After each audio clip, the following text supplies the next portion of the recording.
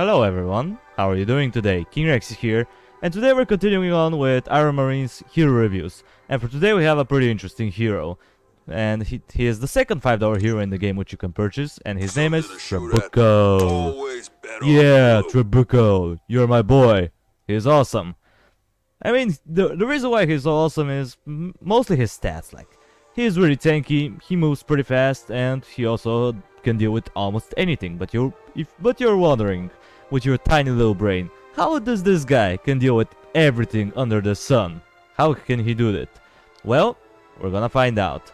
And the answer is right here. It's his first ability, which if you're not aware what it's called, well, let's check it out.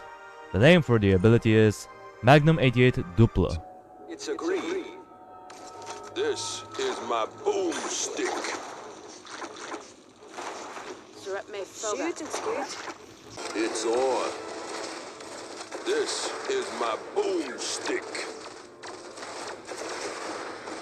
Oh, punch. Hey, yo, I'm no tourist.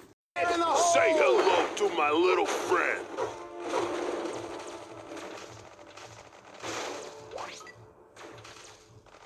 Grenade!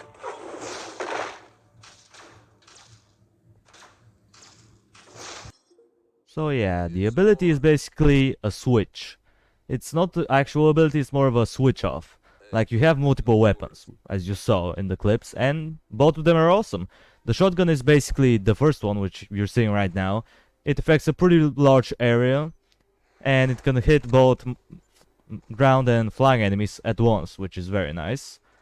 Another thing about it that it also applies slowdown to enemies, but we're just killing them so quickly that it doesn't even matter. Unless you're getting unless you're getting chased by a melee enemy, then it helps, but there's very few melee enemies in the game, so you're probably not gonna see this scenario all that often. But the second weapon is my personal favorite, the laser. It's basically a longer ranged, and basically it has more range and does more damage. That's the simplest way I can put it. And yeah, it's pretty nice. However, the ranks are even better. The first one gives him extra range, and the second one gives him extra damage, so what there's not to like. And on top of that, even though the cooldown says it's regular for some reason, it's not. It's basically instant. Like, as you can see, he can switch it up instantly. I don't know what's up with the cooldown, I don't know why it's labeled as regular. I think Ironhide messed it up, but whatever, it is what it is. His second ability is also pretty interesting. And the second ability is Ethereum Digestion.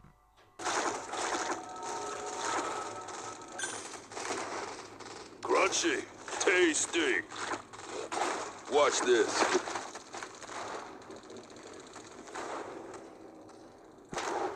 Train incoming. Crunchy, tasty. It's on. Hey, yo, I'm no tourist. Oh, punch.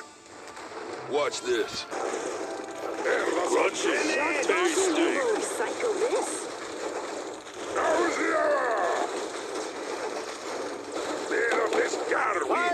So yeah, I mean, it's kinda boring.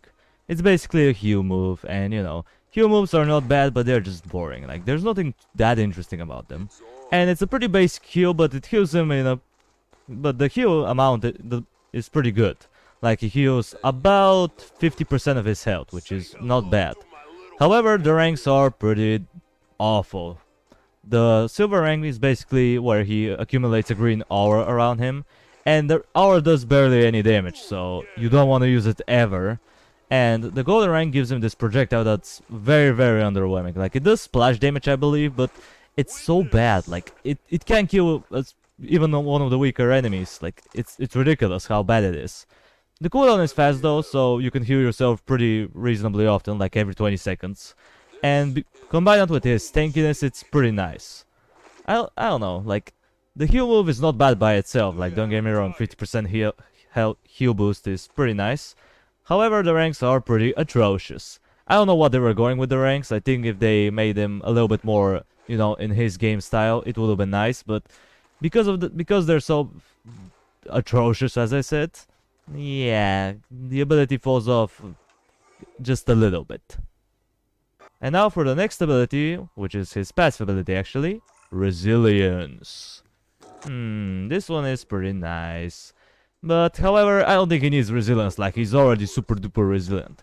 Now let's check him out, how he just destroys one of the bases from a new old enemy, which is one of the missions in the game.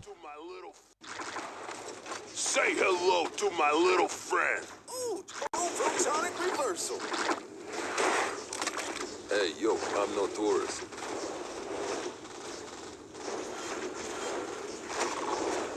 Beware the thing.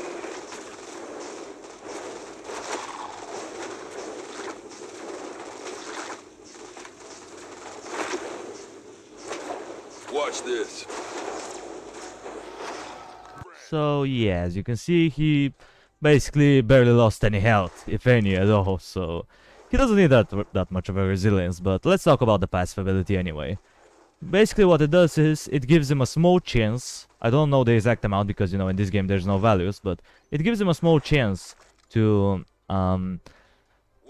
instead of him getting killed, you know, what's usually happening to the rest of the heroes, he will get stunned for a few seconds, and he will regenerate about 10 to 15% of his health, and then you can just go right into action with him, which is pretty nice because you don't have to wait the full cooldown, which is pretty long, I'm not gonna lie. In comparison to the other heroes, he takes a little bit longer than usual, so you don't want to kill him, but he's already pretty tough to kill anyway. And speaking of toughness, the silver rank basically allows him to not take extra damage from melee enemies, and that's kinda nice. But however, there's not all that much melee enemies in this game, but the few that they are usually really tanky and strong units, so not taking any extra damage could be nice. And the gold rank basically gives them a certain chance to block attacks or something. Basically, some attacks may miss him, that's what happens. It's pretty nice. So yeah, Trabuco overall is really good hero, like, that's the ultimate conclusion, he is awesome. I'll give him a 9.3 out of 10, just because I'm a little biased. I used him in the first and second world, and I defeated everything with him, like, he is awesome. However, in Borealis he may not be the best option. Now, the reason why is because two things. One of them is that you have a lot of buildings, like you have the drones, or the carriers, and they count as buildings. And then you also have the portals, which also count as buildings, and for some reason the laser does barely any damage to the portals, so yeah, that's a weakness. And on top of that, the shotgun kinda gets almost useless, because the laser is just so much more efficient. Like, it's pretty bad. Sure, in the first and second world it's pretty decent, but in the third world, besides fighting wolves, it's pretty bad. So yeah, that's my conclusion, guys, and that's gonna do it for the video. Thank you everybody so much for watching. I appreciate you for sticking around to the end. Subscribe if you want to see more of this content in the future. And while you're at it, drop a like on the video, it means a lot to me. And I'll see you in the next one. Until it comes, that was King Rexy, over and out.